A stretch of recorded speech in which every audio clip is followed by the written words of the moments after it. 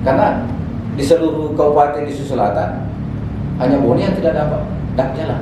Jadi kontrak politik saya yang saya waktu awal tahun tanda tangan di hadapan Bapak Bupati. Jadi 1 tahun Bapak harus menyelesaikan 22 dokumen perencanaan tingkat kabupaten. Satu tadi pesan yang menarik juga dari Pak Dr. Ade Farid bahwa jangan selalu baper lah ya. OPD jangan baper, jangan baper, jangan baper, jangan baper.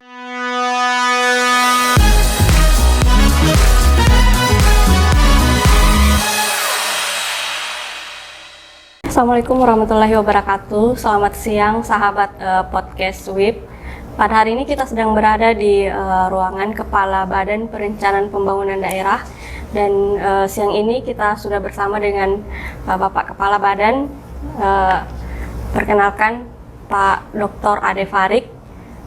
Selain beliau juga ada juga hadir bersama kita pengamat kebijakan publik juga sekaligus wartawan senior Kabupaten Bone, Kak Budiman. Selamat datang di podcast WIP, Kak. Ya.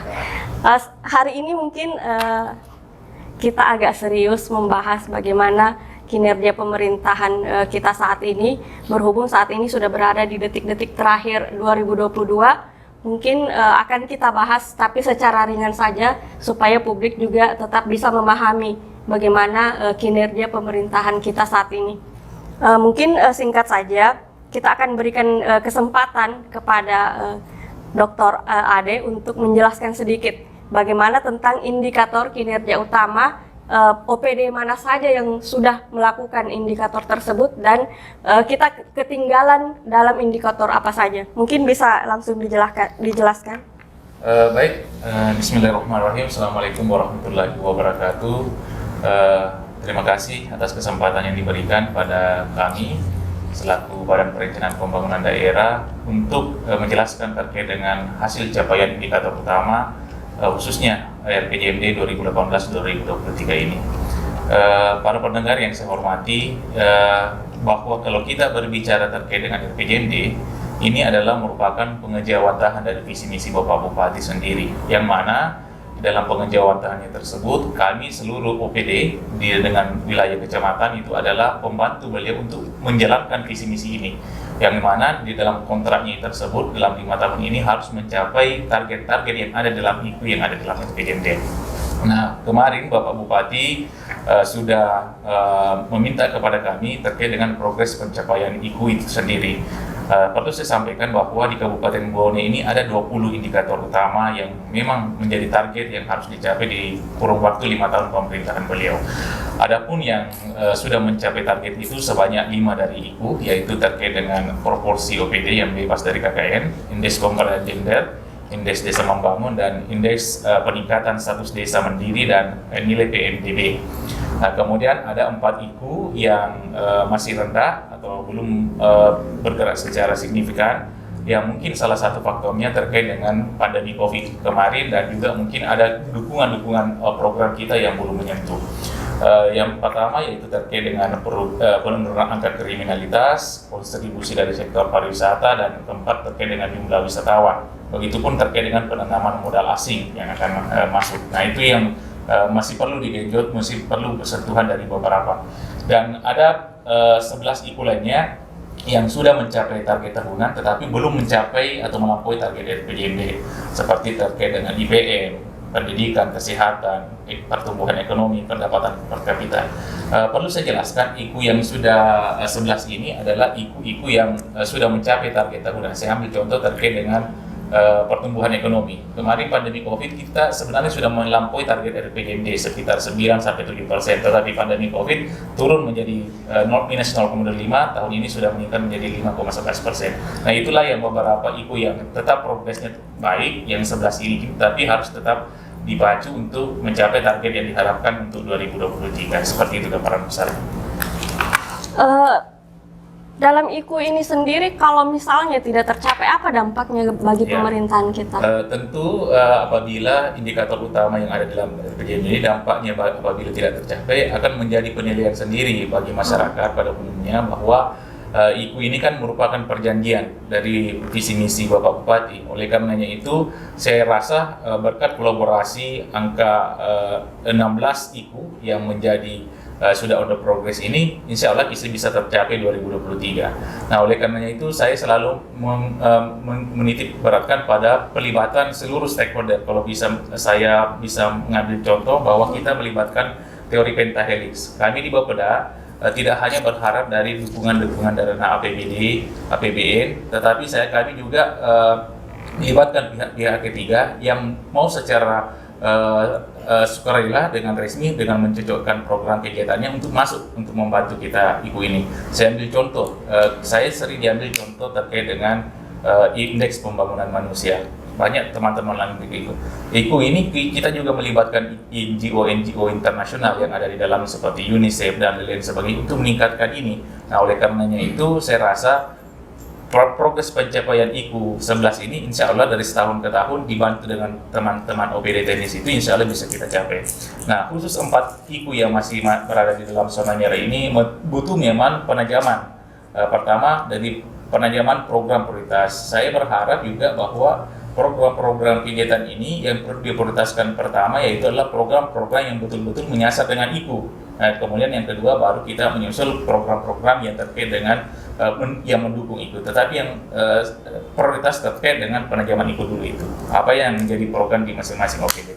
Saya rasa seperti itu. Kalau boleh tahu ini dari OPD mana saja yang sulit untuk masih berada di zona merah? Berbicara terkait dengan OPD mana saja, tentu kita harus berdasarkan terkait dengan data. Kami di Bapeda tidak ingin menjustifikasi OPD mana yang tidak berhasil, karena ini adalah IKU itu tidak berdiri sendiri menjadi OPD mana saja yang pernah menjawab, tetapi merupakan program kolaborasi antar OPD. Saya ambil contoh saja terkait dengan jumlah wisatawan dan kontribusi PDRB terhadap wisatawan. Nah, kalau kita melihat dari apa yang saya paparkan kemarin di gedung PKK bahwa target RPJMD dengan target yang sudah direncanakan itu masih berada di zona yang belum menggembirakan, karena mungkin juga ada faktor eksternal seperti pandemi COVID, dan kita bisa mengakui bahwa di pandemi COVID itu tentu sektor pariwisata adalah sektor yang paling terdampak. Nah, kemudian untuk itu kita harus merubah strategi sebenarnya. Ada misalnya kalau kita mau bersaing dengan segi pariwisata alam mungkin Bone agak kurang dilirik, tetapi kita bisa melihatnya Ibu Eka mungkin dari salah satu contoh potensi wisata budaya. Wisata budaya ini mungkin adalah nilai jual bagi kita. Mungkin kita bisa setiap tahunnya, apalagi kalau bola sobat sudah terverifikasi, adakan festival-festival budaya, festival kirap kerajaan, karena kita adalah pusat peradaban kerajaan. Mungkin bisa dijadikan program event tahunan supaya juga bisa membantu teman-teman untuk mengacu sektor wisata ini. Kita bisa di sini dilibatkan dinas kebudayaan, dinas pariwisata untuk memacu bagaimana untuk mencapai sektor pariwisata ini. Kemudian setelah kita melakukan event-event yang menetap, mungkin dijadikan menjadi segala prioritas, misalnya bagaimana mempromosikan wisata tersebut dengan berbasis teknologi, IT dan lain sebagainya, sehingga mampu mendongkrak kembali wisatawan yang akan ada di Bone. Jadi potensi wisata kita mungkin kita jual dari di sektor wisata budaya, seperti itu. Oke, mungkin kita akan melangkah ke Kak Budi. Kita akan tanya sedikit tentang apa yang disampaikan oleh Pak Dr. Ade Farid tadi. Secara objektif Kak, bagaimana Kak Budi memandang hal ini? Apakah memang ada beberapa OPD yang mungkin kinerjanya tidak terlalu baik sehingga indikator tersebut sulit untuk terpenuhi? Silahkan. Kalau pemahaman saya, jadi terima kasih sebelumnya, terkait dengan IKU, indikator kinerja utama itu kan pengajaran tahan dari visi misi bupati, di mana visi misi bupati sebagaimana kita kenal di Bone, mandiri, berdaya saing dan sejahtera. Itu yang dirumuskan dalam bentuk IKU. Tapi muaranya tentu berat pada indikator-indikator sosial, kemiskinan, inflasi, pendidikan, moralnya ke situ. Dan sekarang kita lihat kondisi daerah dengan sebagian besar ketergantungannya masih dari soal pendanaan masih dari pusat, dan pusat saat ini mengalami perubahan indikator terkait dengan adanya kondisi pandemi kemarin, ada perubahan-perubahan indikator di dalam perencanaannya, tentu ini memberi pengaruh besar dan dampak yang ada di Kabupaten Bone. Seperti kemarin dengan lahirnya PMK 140, indikator-indikator kinerja itu tentu mengarah ke beralih ke situ. Ada hal yang sifatnya insidental yang perlu diselesaikan di daerah dalam mengantisipasi dampak dari pandemi COVID-19. Tentunya dalam hal ini adalah pemulihan ekonomi. Makanya di situ indikatornya ada inflasi, ada penggunaan produk dalam negeri, ada stunting, iya, ada kemiskinan. Tapi ini indikator-indikator ini membutuhkan kolaborasi dari seluruh stakeholder, seluruh OPD. Bukan hanya misalnya stunting, bukan hanya bidang kesehatan, tapi butuh. Makanya kemarin ada istilahnya intervensi secara spesifik dan intervensi secara sensitif ya, istilahnya. Jadi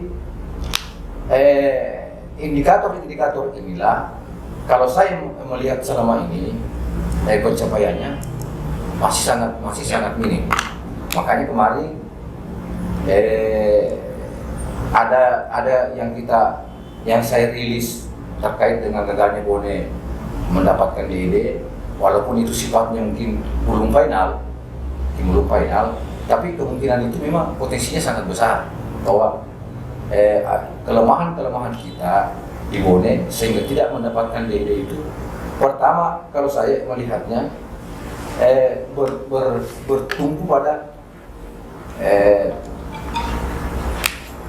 kinerja dari OPD. Kinerja yang seperti apa ya? Tentu kinerja anggaran. Karena kegiatan-kegiatan yang dilaksanakan itu kan sumbernya dari pendanaan anggaran, dalam hal ini APBD. Nah, kalau serapan APBD melambat seperti kemarin, tentu kegiatan-kegiatan yang menjadi kebutuhan masyarakat akan lambat juga terlaksana. Nah, dan ketika kegiatan itu lambat dilaksanakan, maka perputaran ekonomi juga otomatis akan berdampak ke situ. Dan imbasnya kemana-mana. Imbasnya kepada kemiskinan, imbasnya kepada persoalan kesehatan. Seperti salah satu indikator stunting itu kan di Bone saat ini dia berada pada posisi 34% ya, 2%. Sementara indikator yang disiapkan yang ditargetkan itu saat itu jauh dari 14%. Maaf Kak, mungkin lebih mengerucut lagi pertanyaannya. Menurut Kak Budi ini apa sebenarnya yang harus dilakukan OPD? Karena mereka kan saling bertalian nih bahwa semua indikator itu harus bersinergi. Nah, menurut Kak Budi apa yang kurang dari OPD ini sampai indikator tersebut tidak terpenuhi? Kalau saya yang pertama konsepnya dulu harus jelas.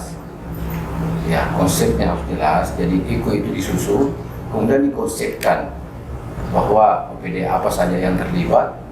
Kemudian OPD ini menjalin komunikasi intensif. Karena selama ini saya lihat komunikasi antar OPD itu yang kurang intensif, dan itu salah satu menjadi kelemahan kemarin sehingga pencapaian indikator mungkin mengalami masalah karena komunikasi. Seperti saja kita lihat di sektor pariwisata, Kementerian Dinas Pariwisata sempat itu kemarin kita lihat di media mengeluhkan hal itu, bahwa bagaimana katanya orang mau datang di tempat-tempat pariwisata kalau infrastrukturnya tidak memberi dukungan, ya kan? Jadi ada peran dari OPD lain dalam hal ini, ya tentu misalnya dari Dinas PU, bagaimana kondisi jalan yang menjadi pusat-pusat wisata. Dan memang kalau saya mengamati ada beberapa dampak dari kelemahan itu, termasuk kemarin plafon anggaran DAK di sektor jalan. Kenapa kita tidak dapat plafon DAK di sektor jalan? Ya mungkin dari persoalan konseptual, karena di seluruh kabupaten di Sulawesi Selatan hanya Bone yang tidak dapat DAK jalan. Kalau saya mau berpendapat secara pribadi, melihat dari menu-menu yang disiapkan di DAP itu, ada di situ di sub bidangnya. Di sektor jalan ada sub bidang konektivitas antar daerah, konektivitas di sektor-sektor pariwisata, konektivitas dengan sumber-sumber produksi. Di situ menunya yang disiapkan di DAP itu mungkin inilah yang tidak mampu dipenuhi secara konseptual oleh stakeholder terkait, dalam hal ini OPD terkait, sehingga pemerintah pusat tidak mengucurkan dana untuk di sektor itu, di sektor jalan. Ini salah satu kelemahan yang perlu dipertanyakan lebih lanjut. Di mana titik masalahnya? Ya, saya kira untuk sementara mungkin itu yang bisa saya berikan informasi. Ini kembali ke Pak Dr. Ade. Mungkin bisa dijelaskan kembali terkait kegagalan kita mendapatkan DID untuk 2022 sesuai dengan PMK 140 tahun 2022. Dari 5 indikator yang kemarin disebutkan Kak Budi dalam berita, itu sesulit itukah untuk mencapai indikator tersebut? Baik, terima kasih Kak Budi atas saran masukannya bagi pemerintah daerah dan Ibu Eka. Saya melihat hasil evaluasi kemarin itu ranahnya bukan untuk menjustifikasi atau menyalahkan masing-masing OPD. Hasil evaluasi yang dimaksudkan oleh Bapak Bupati adalah mengetahui sejauh mana kekurangan kita sebenarnya, dan kita mengambil langkah-langkah perbaikan untuk memperbaiki kelemahan-kelemahan kita. Sebenarnya itu ruhnya. Jadi rapat evaluasi itu sebenarnya sangat penting. Kalau kita baper, bawa perasaan mungkin dijadikan ke negatif. Tetapi kalau kita mengambil sebagai bahan evaluasi untuk memperbaiki ke depan, karena kita ini sama-sama pembantunya Bapak Bupati, ya kita akan memperbaiki dengan mempertajam kualitas program-program kegiatan kita. Menunjukkan kelemahan lah. Ya, supaya sesuai dengan apa yang diarahkan oleh RPJMD itu sendiri. Nah, saya masuk yang pertama. Terkait dengan indikator yang ada di PMK 140 ini, kami justru di Kabupaten Bone ini dalam tahapan berjalan itu mengacu pada indikator-indikator sebelumnya. Ada indikator utama, ada 11 indikator kinerja. Tetapi di era perjalanannya, saya tidak tahu, mungkin pemerintah pusat juga kekurangan dalam segi pendapatan negara, makanya lahirlah PMK 140 ini tentang pemberian dana insentif bagi daerah.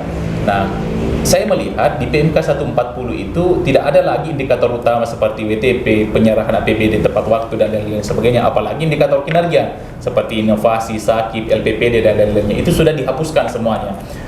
Saya melihat indikator kelima ini dalam indikator kinerja muaranya adalah pemulihan ekonomi yang output akhirnya adalah peningkatan kesejahteraan. Karena apa? Karena isu global sekarang lagi melanda, yaitu krisis ketahanan pangan dan yang lain-lainnya. Makanya indikator 5 ini lebih pada percepatan pemulihan ekonomi nasional. Nah, khusus untuk kondisi Bone saat ini memang kita harus akui bahwa di kelima ini yang saya mungkin tadi seperti katakan Pak Budi, tidak ada pernah yang menyangka bahwa 5 indikator inilah yang dijadikan pemerintah pusat untuk melihat memberikan dana insentif. Saya ambil contoh terkait dengan penggunaan produk dalam negeri. Oleh karenanya itu saya harap teman-teman dari OPD teknis agar membelanjakan dananya melihat e-katalog terkait dengan produk-produk lokal dulu. Dibantu dengan teman OPD teknis dari UKPBJ terkait menyediakan. Makanya kemarin mungkin tidak lanjut dari Bapak Bupati itu dimarahkan, diadakanlah sosialisasi di Hotel Nobena terkait dengan e-katalog terkait dengan penggunaan produk lokal. Nah, itu salah satu contoh. Sehingga saya katakan kemarin pada saat di rapat di evaluasi tersebut, yang ada di rasio pengadaan umum barang jasa terkait dengan 78% itu bisa balance dengan rasio transaksinya. Nah, kalau kita misalnya targetkan produk dalam negeri 78%, rasio transaksinya seperti itu juga. Teman-teman OPD, 39 OPD harus juga membelanjakan uangnya, belanja modalnya itu, belanja barang dan jasanya itu terkait dengan penggunaan produk dalam negeri. Mungkin dia membeli laptop, yang lainnya terkait dengan produk dalam negeri lah. Dia membelanjakan sistem e-purchasing dengan penduduk lokal, biaya makan minumnya dengan, sehingga roda perekonomian berputar. Yang kedua, kalau kita masih terkait dengan ini, serapan belanja kita. Memang kemarin kan kita melihat beberapa teman OPD juga yang serapannya rendah diminta berdiri oleh Bapak Bupati dan kemudian ditargetkan bagaimana kita bisa mencapai target sebelum triwulan keempat ini. Nah, di situ mudah-mudahan diadakan percepatan-percepatan terkait dengan penyerapan belanja. Yang ketiga, terkait dengan vaksinasi COVID ini kan tergantung dari ketersediaan stok dan lain-lain sebagainya, itu juga menjadi acuan pemerintah. Yang tidak kalah penting tadi itu terkait dengan kemiskinan ekstrim. Kita ketahui 2019 sebelum itu kita sebenarnya sudah hampir mencapai IKU ini. Hanya beda 0,04% karena kita pada saat itu 10,06 dan target PRJMD itu satu digit. Nah, satu digit. Terjadilah COVID, pasti jumlah kemiskinan bertambah, akhirnya naik 0,68% atau sekitar 70.000 lebih. Nah, di 2021 berkurang lagi menjadi 10,052. Apa yang kita harus sasar? Ternyata pemerintah pusat melihatnya bukan itu jumlah keseluruhan, karena pasti derajat kemiskinan pasti ada. Yang kita mau sasar itu adalah kemiskinan ekstrim. Yang dimaksud kemiskinan ekstrim di sini, kacamata pemerintah pusat, adalah membantu masyarakat yang betul-betul tidak berdaya. Artinya, kalau tanpa intervensi dari pemerintah, masyarakat itu tidak akan bisa keluar dari zona kemiskinan ekstrim. Jadi kemiskinan ekstrim ini setelah kami melakukan koordinasi dengan PNK, mungkin insya Allah minggu depan saya dengan Dinas Sosial akan menjemput datanya langsung, yang mana yang dimaksud kemiskinan ekstrim itu, dan itulah kita akan terpensi. Di Bone ini persentase kemiskinan ekstrim itu ada 4,99% atau sekitar 3.799 jiwa. Nah inilah yang betul perlakuan khusus. Jadi kemiskinan ekstrim yang dimaksud sini dia bisa mendapatkan sumber-sumber bantuan walaupun double, itulah yang harus kita intervensi.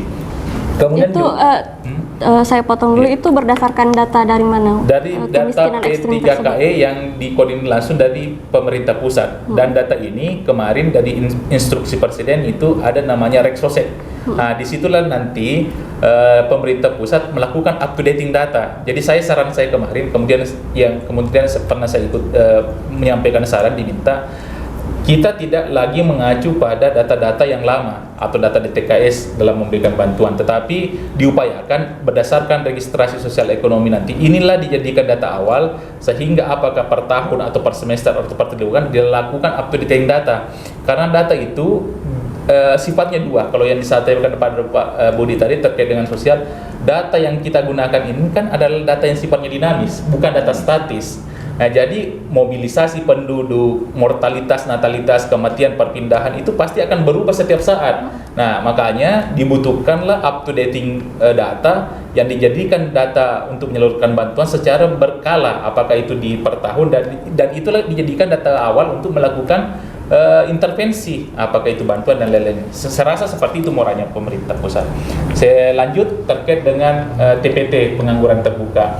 Nah, kemarin Bapak Bupati sudah, sebenarnya saya berharap, mohon maaf kepada OPD terkait, inilah dijadikan juga sebagai barometer mulainya untuk mencatat, minimal kita melakukan intervensi untuk pengurangan pengangguran itu dengan membuka lapangan kerja, lalu dibantu juga oleh teman-teman dari NGO luar. Nah, mudah-mudahan ini dicatat juga supaya tidak hanya seperti OPD Dinas Tenaga Kerja melalui pencatat dengan kartu kuning atau melalui BLK, tetapi juga ada kontribusi dari NGO bagaimana caranya mengurangi pengangguran yang ada di Bone, khususnya kaum milenial. Saya ambil contoh kemarin di tahun 2020 kita mendapatkan petani milenial kita itu 25 kelompok yang mendapatkan. Dipersyaratkan di proposal untuk mendapatkan bantuan itu harus setiap itu mempekerjakan minimal 10. Jadi 125 bisa 250 tenaga kerja baru. Kemarin 79 yang mendapatkan, kali 25. Nah, berapa tenaga kerja terserap? Nah, mudah-mudahan itu juga dicatat sebagai pembukaan lapangan kerja baru. Yang kedua, mungkin kita bisa mengadakan job fair dengan mendatangkan kolaborasi dengan pihak-pihak swasta. Jadi selama ini mungkin kami melihat di Bapeda, pandangan kami di Bapeda ini kita hanya seperti yang tadi mungkin ada ego sektoral bahwa program-program kita saja yang dilakukan, misalnya mendata perusahaan-perusahaan swasta, pihak-pihak perhotelan yang membutuhkan tenaga kerja, Pemda lah yang memfasilitasi dalam pembukaan job fair misalnya, seperti itu beberapa konsep yang di dalam alur berpikir kami itu yang bisa diterapkan untuk mempercepat penurunan tingkat pengangguran terbuka. Kalau terkait dengan stunting, ini memang kita harus akui ada sedikit perlambatan kinerja. Waktu 2019 ke 2020 kita menurunkan 6%, bahkan pernah 33%. 2020 ke 2021 ini naik 1%. Target RPJMN 14%. Nah, jadi mungkin ada sekitar 11% lagi yang kita harus intervensi. Memang ada 3 hal yang menurut kami di sini, Kak Budi, Bu Eka, yang menjadi permasalahan serius.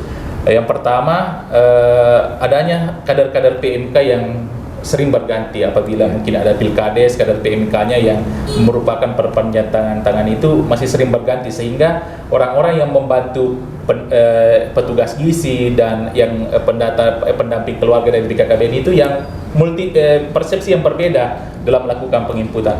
Tetapi saya yakinkan bahwa stunting itu mudah karena sasarannya sudah ada, jumlahnya sudah ada.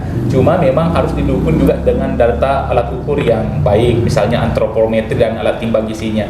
Kemudian dari sisi itu ya, yang tidak kalah penting yang disampaikan tadi Pak Budi, kolaborasi OPD ini jangan membawa ego-ego sektoral. Saya ambil contoh, untuk stunting intervensi spesifik itu murni 100% dinas kesehatan, tetapi intervensi sensitif itu adalah kolaborasi OPD.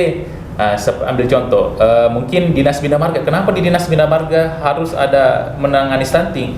Karena dalam indikator stunting itu yang dinilai adalah ketersediaan sarana air bersih dan air minum. Apakah memang sudah layak dikonsumsi di daerah stunting yang lain-lain sebagainya.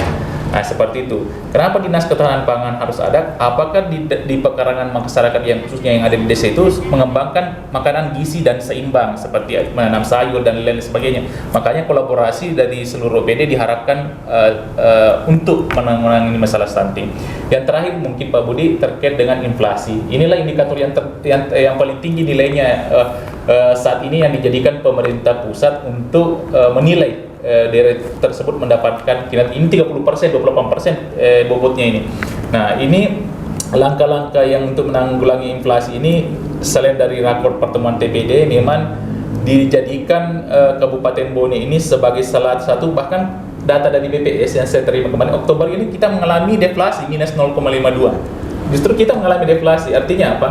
Kegiatan-kegiatan pasar murah, menjaga stabilitas pangan yang ada di setiap wilayah itu memang harus kita pertahankan. Inflasi ini ibaratnya tidak boleh terlalu tinggi, batasnya 5%, tidak boleh juga di bawah 0, harus di tengah-tengah itu untuk mencapai batas. Barang-barang tidak boleh juga terlalu tinggi, tapi barang-barang juga tidak boleh hilang di pasaran, disesuaikan dengan jumlah peredaran uang. Nah, alhamdulillah yang diambil pusat data kemarin itu di data per Agustus sebelum ada intervensi kebijakan ini. Nah, itulah yang mungkin kita harus jaga melalui kolaborasi antara OPD. Yang terakhir mungkin terkait dengan masalah DAK.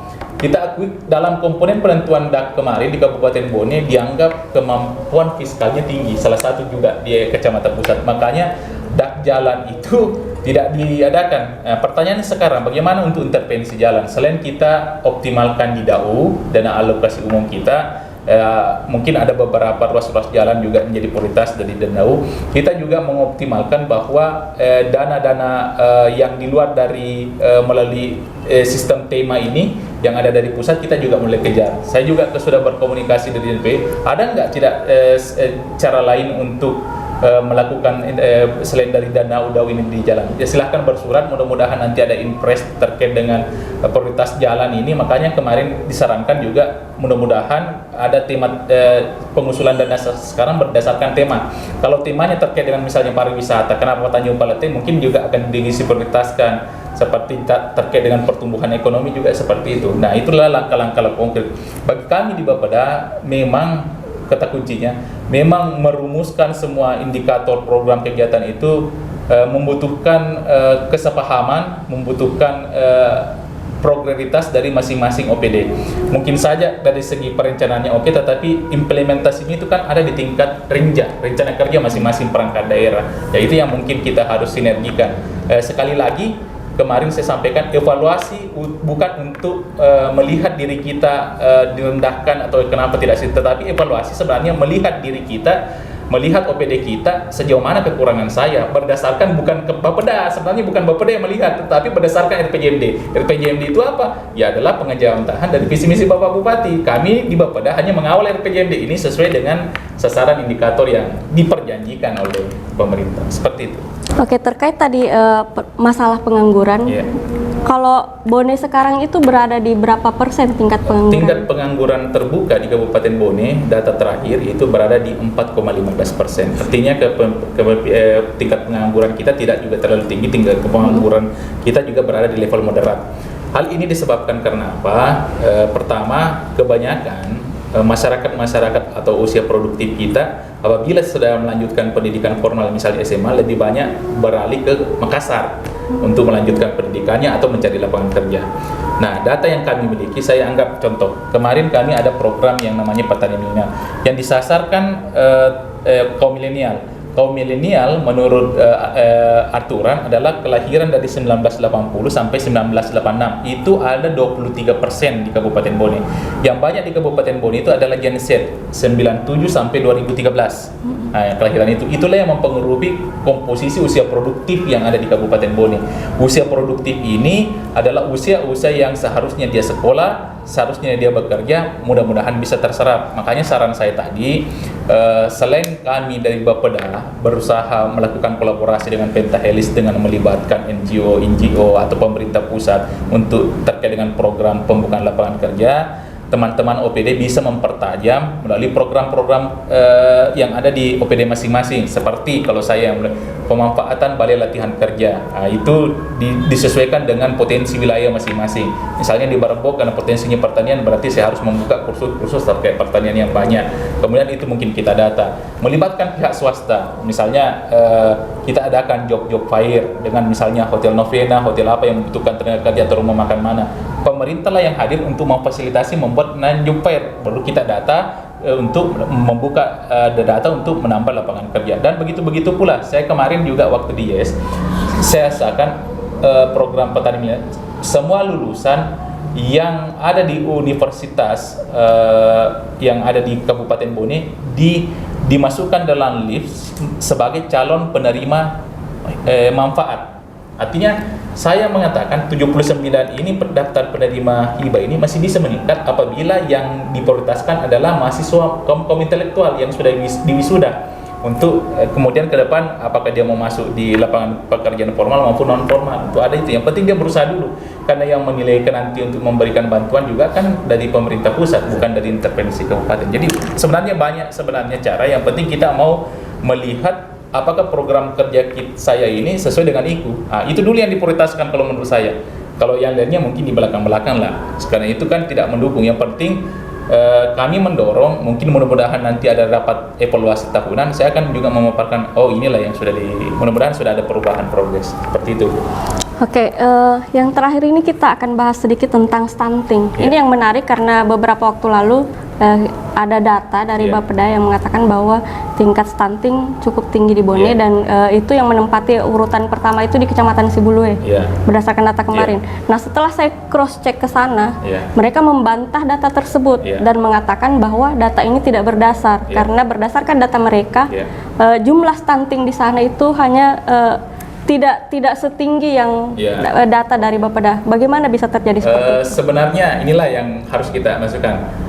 Data itu sering orang mempersepsikannya saya lepaskan saja untuk melepaskan tanggung jawab atau kewajiban. Tidak ada yang berpikir bahwa data itu kalau saya store misalnya sebenarnya bukan di Bapeda di store, karena itu diinput di EPPPGM langsung ke Kementerian Kesehatan. Bapeda hanya mengambilnya dari situ. Nah, kemudian disampaikan bahwa sekian gini. Kalau kita menganggap data sebagai sesuatu hal yang untuk melepaskan tanggung jawab supaya saya tidak ditagih-tagih saja, maka inilah hasilnya sebenarnya. Nah, karena data yang kami tarik justru itu adalah data EPPPGM yang menginput data dari mana? Dari dinas terkait, yang mana penginputannya itu ada dari ada dari BKKBN, dari pendamping keluarga harapan, ada dari penbiologis dari dinas kesehatan, ada dari PKM. Inilah yang mereka harus satu persepsi. Dari segi pengukurannya, makanya saya katakan intervensi sensitif ini pada saat rapat evaluasi kemarin seharusnya harus disamakan persepsinya dulu sebelum kita turun mendata. Di samping itu, selain masalah data, ada juga terkait dengan kader-kader yang saya katakan kader-kader pemberdayaan masyarakat yang ada di situ. Mungkin saja, mohon maaf, ada yang mengatakan bahwa saya bukan lagi karena bukan kepala desanya. Ini juga harus diantisipasi sehingga ukini siaga yang penting Kemudian yang ketiga terkait dengan alat ukur. Alat ukur kita ini mungkin ada yang belum berstandar. Yang misalnya alat ukur tinggi badan, karena harus katanya tidak boleh pakai sepatu, disinkronkan dengan tinggi badan itu yang tidak sesuai, akhirnya masuk dalam kategori stunting. Nah, oleh karenanya itu saran saya sebenarnya ada 3. Pertama, kader PMK itu mungkin yang ada di desa itu mungkin perlu diperhatikan lah. Kalau diperhatikan baik dari sisi kesejahteraannya dan lain-lain sebagainya, karena itu adalah tulang punggung dari kepala desa sendiri. Yang kedua, dari tingkat OPD teknis, mungkin dari pendamping keluarga, dari BKKBN dan Dinas Kesehatan untuk penyamaan persepsi dalam melakukan pengukuran, sehingga betul-betul datanya yang diinput itu bukan lagi data yang asal input. Karena kami di Bapeda terus terang data itu beranggapan itu adalah sumber di mana kita mau melakukan kebijakan. Nah, seperti itu. Jadi data EPPPGN itu kan Dinas Kesehatan tahu sendiri yang menginput siapa. Ya, kami di Bapeda menyampaikan, oh ini hasilnya. Nah, saran saya kemarin juga ini harus disamakan persepsinya betul-betul supaya turun bersama-sama kita. Kenapa? Saya menganggap PMK 140 ini adalah amanah dari RPJMN sendiri oleh pemerintah pusat yang belum mencapai target, dan dia pemerintah kabupaten, kota, provinsi harus bersama-sama untuk mendukung ini. Karena ini sebenarnya PMK 140 moralnya situ. RPJMN ini pertama kan SDM-nya yang mau disasar. Makanya stunting, kemiskinan dengan pengangguran terbuka dan kemiskinan ini menjadi tolak ukur utama mereka untuk memberikan dana insentif seperti itu, Kak. Yang terakhir kita akan berikan kesempatan pada Kak Budi. Ini kembali lagi tentang ini yang menarik ini soal pengangguran nih Kak Budi. Ini kan sudah periode kedua Bupati Bone dan mungkin tidak lama lagi berakhir, tapi ini masih saja menjadi perbincangan di publik karena di awal pemerintahan beliau itu mengkeluarkan bahwa 5.000 lapangan kerja akan disiapkan untuk masyarakat Kabupaten Bone, dan sampai detik ini itu belum terbukti, belum dirasakan oleh masyarakat. Apa sebenarnya menjadi kendala terkait hal tersebut? Silakan Kak Budi. Jadi kalau saya melihatnya tetap tadi pada pernyataan pertama terkait dengan konsep, kemudian konsepnya yang jelas, kemudian bagaimana kita menginterpretasi konsep itu, kemudian yang ketiga itu yang tidak kalah pentingnya adalah pelaksanaan daripada interpretasi itu. Ini yang selalu menjadi kendala setiap tahun, menjadi masalah setiap tahun. Konsepnya sudah, bahkan kemarin ada yang menggeliti, kita mendapat penghargaan perencanaan terbaik, tapi ternyata dalam pelaksanaannya kita tidak mendapat apresiasi di situ. Artinya perencanaannya mungkin bisa saja bagus, tetapi pelaksanaannya yang tidak bagus. Kenapa pelaksanaannya bermasalah? Biasanya terkait dengan kelambatan pelaksanaan. Kita menganggap bahwa sesuatu program itu bersifat prioritas, tapi dikerjakan di akhir tahun. Itu kan yang selalu menjadi masalah. Jadi penilaiannya, hasilnya pun sangat berpengaruh.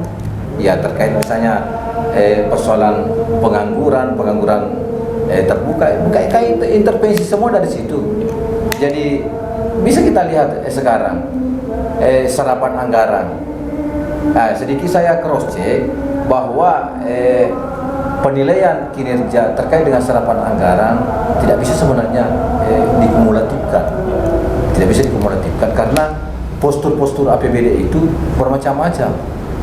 Ada yang dikatakan dana yang memiliki tahapan transfer. Contoh misalnya DAK, ada tahapan transfernya. Bisa saja kita lihat serapannya masih rendah, tapi karena memang jadwalnya, agendanya belum sampai di situ, itu kan? Sama juga dengan misalnya tunjangan sertifikasi, itu kan ada tahapan-tahapannya. Tidak mungkin pusat langsung mentransfer uang secara sekaligus ke rekening daerah atau ke rekening penerima, itu kan? Tentu ada tahapannya, jadi tidak bisa digeneralisir keseluruhan. Yang perlu telisik lebih mendalam, kalau saya diklasifikasikan bahwa misalnya belanja modal itu kan rata-rata orientasi ke pelayanan publik. Sumber dananya dari mana? Misalnya kalau dia bersumber dari dana alokasi umum, yang memang murni bisa dikreasikan oleh pemerintah daerah, kenapa dilaksanakan di akhir tahun?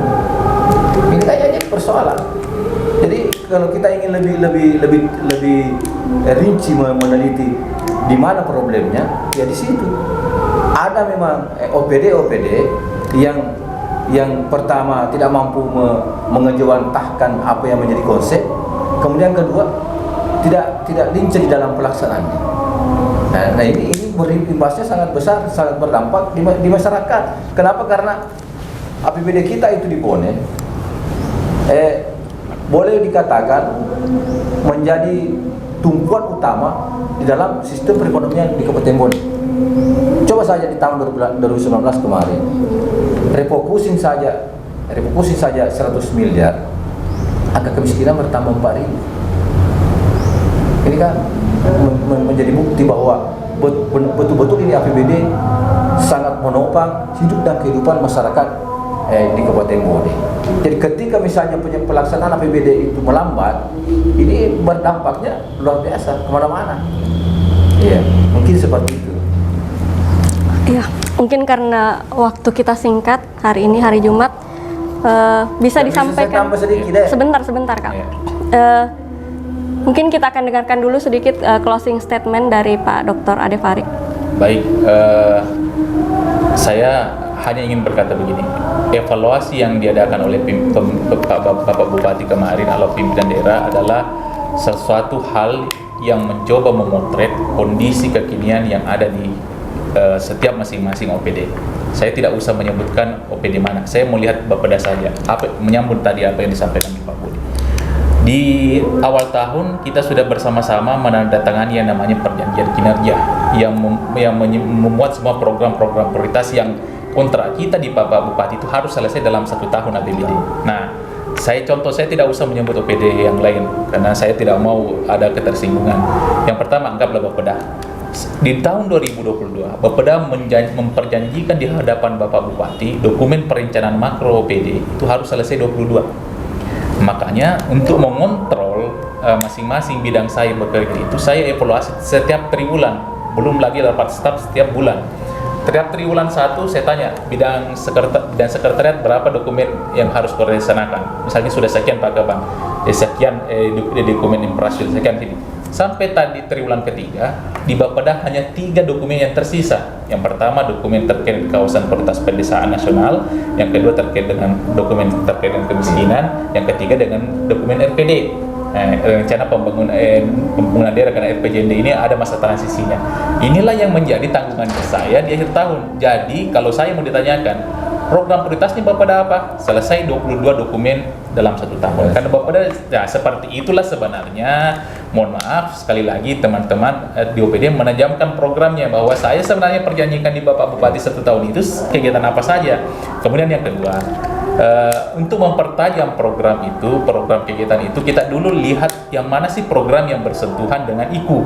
Misalnya contoh tadi salah satu ada program saya terkait dengan pemulihan ekonomi untuk mengembangkan UMKM. Berarti saya harus mensupport itu. Jangan program kegiatan ini dialihkan ke kegiatan yang mudah penyerapannya. Karena mohon maaf juga mungkin tidak semuanya OPD, ada juga supaya mudah terserap saya alihkan ke kegiatan lain. Nah inilah yang seharusnya kita jaga. Yang harus saya jaga adalah prioritaskan mulai dari triwulan 1 sampai triwulan 2 adalah program-program prioritas dulu ya kan, ini yang bersentuhan langsung dengan IKU. Kalau sudah seperti itu maka akan mudah menjawab IKU ini, IKU yang menjadi jawaban dari Pak Bupati. Sebenarnya mudah kalau kita membantu Bapak Bupati mengawal, mengontrol setiap program kegiatan masing-masing bidang. Kalau saya kan masing-masing bidang. Nah, begitu pula di OPD lain. Saya rasa seperti itu. Kalau saya di Bapeda seperti itu. Sehingga saya di triwulan ketiga ini hanya tersisa 3 dokumen yang menjadi kontrak politik saya yang saya waktu awal tahun tanda tangan di hadapan Bapak Bupati. Jadi 1 tahun Bapeda harus menyelesaikan 22 dokumen perencanaan tingkat kabupaten. Seperti itu sebenarnya. Jadi kata kuncinya, kunci keberhasilan kinerja akan berbanding lurus dengan penyerapan anggaran. Nah, sebenarnya situ kuncinya. Kalau penyerapan anggaran kita tinggi, pasti kinerja juga kita, misalnya di pada 22 dokumen itu pasti akan juga tercapai. Sebenarnya situ temputnya. Nah, ya itulah yang diharapkan membantu pemerintah daerah mencapai program-program prioritas sesuai dengan apa yang diamanatkan oleh RPJMD. Saya rasa seperti itu Bu Eka. Mohon maaf kalau ada yang kurang. Apa yang teman-teman WIB lakukan, teman-teman pers lakukan semata-mata ingin melihat pemerintah daerah ini bagaimana berhasil mencapai target RPJMD-nya. Ya, saya rasa kegiatan ini sangat positif karena meng-cross check langsung di Bapeda selaku perencanaan secara makro. Silakan dilanjutkan Kak Budi, closing statement. Perlu saya tambahkan sedikit bahwa ada pengalaman tahun ini terkait dengan dana alokasi khusus pelaporan anggaran 2021 kemarin. Karena lambatnya kita melaksanakan dokumen-dokumen pelaksanaan anggaran, akhirnya ada puluhan miliar dana alokasi khusus yang terpaksa tidak ditransfer oleh pemerintah pusat. Padahal sebenarnya dana itu bisa direalokasi kembali. Saya berharap sekarang sudah ada pelaporan anggaran, bisa diprogres. Karena memang di dalam regulasi seperti di PRKL KPP nomor 12 itu kan sudah perencanaan atau persiapan tahapan-tahapan untuk pelaksanaan kegiatan itu, mulai dari tahap persiapan, perencanaan, pelaksanaan, kan memang bisa dilakukan secara dini sejak ada pelaporan anggaran. Bahkan di situ dijelaskan bahwa ketika PUA PPAS sudah disetujui, sudah disepakati, progres bisa sudah bisa berjalan di situ. Tak persiapan sudah bisa berjalan di situ. Yang bisa saja mungkin ada kendala dari persoalan jumlah apa semua, tapi kan ini bisa disiasati demi mempercepat karena regulasi memberikan ruang ke situ. Contoh saja di Permendagri di PMK 198 kemarin, kita diberikan di situ bahwa penyaluran DAK itu pada pertengahan bulan Maret, 14 bulan Maret, kita masih diberikan ruang di situ untuk melakukan realokasi dari sisa-sisa anggaran yang belum dibuatkan kegiatan untuk direlokasi kembali. Nah, diajukan kembali pemerintah daerah ke pusat. Nah, contoh misalnya sisa tender. Tapi kalau pelaksanaannya lambat, tentu dana itu tidak ada lagi kesempatan untuk merealokasi. Jadi perlu pelaporan anggaran yang sudah ada turun sekarang, sudah ditetapkan oleh pusat untuk kabupaten Bone, saya kira sudah bisa diprogres. Nah, ini yang perlu kita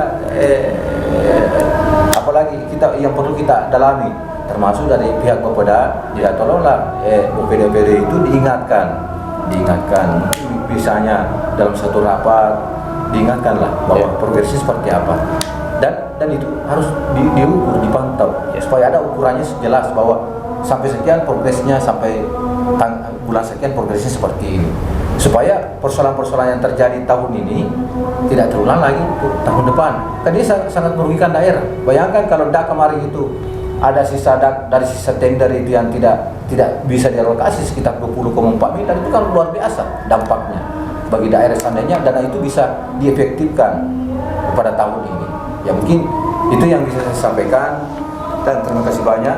Assalamualaikum warahmatullahi wabarakatuh. Jadi Wibers, pada intinya adalah yang terpenting di sini adalah komunikasi antar OPD, mungkin seperti itu ya. Jadi tidak boleh lagi ada ego dari OPD demi tercapainya visi dan misi Bupati Bone. Dan satu tadi pesan yang menarik juga dari Pak Dr. Ade Farik, bahwa jangan selalu baper lah ya. OPD jangan baper, karena evaluasi yang dilakukan oleh Bupati saat ini adalah untuk memperbaiki kinerja OPD, bukan untuk mencari kesalahan mereka. Perbincangan hari ini sangat menarik dan sangat penting saya kira untuk publik mengetahui sejauh mana kinerja pemerintahan saat ini. Walaupun singkat, mungkin di lain waktu kita akan membahas lebih dalam lagi tentang IKU ini ya. Selamat siang pemirsa, sekian, wassalamualaikum warahmatullahi wabarakatuh.